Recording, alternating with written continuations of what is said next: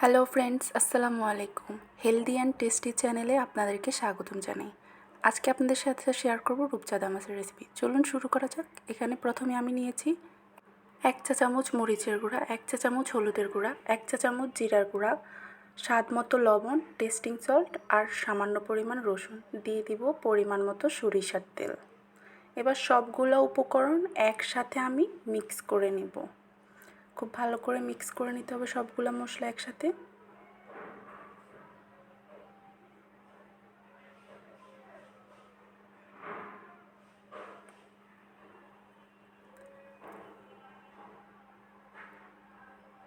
Mix করা হয়ে গেলে এবার সবগুলা মশলা মাছগুলোর গায়ের উপরে লাগিয়ে নিতে হবে খুব সুন্দরভাবে।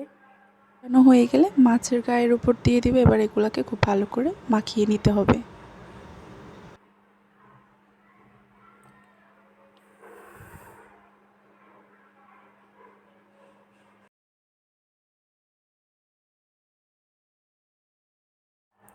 এক চামচ টমেটো সস আর 1 চামচ সয়া সস একসাথে খুব ভালো করে মিক্স করে নিতে হবে।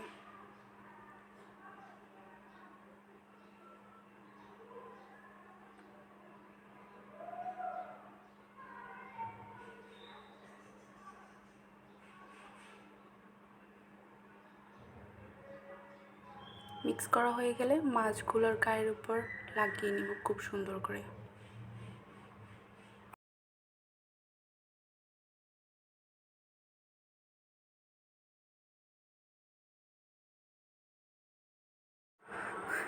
দেখতেই পাচ্ছেন মাছগুলো সম্পূর্ণরূপে প্রস্তুত হয়ে গেছে। এখন এগুলাকে নর্মাল ফ্রিজে আধা ঘন্টার জন্য রেখে দেব।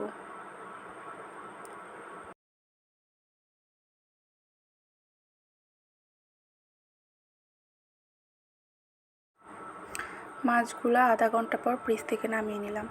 এবার চালের গুঁড়া আর ময়দা একসাথ করে আমি মাছগুলোর উপরে কোট করার জন্য বানিয়ে নিলাম। এগুলোর গায়ের সাথে ভালো করে লাগিয়ে নিতে হবে।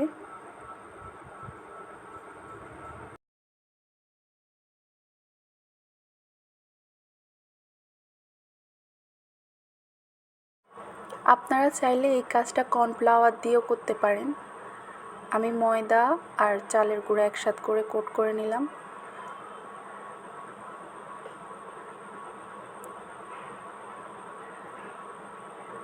সবগুলো হয়ে গেছে।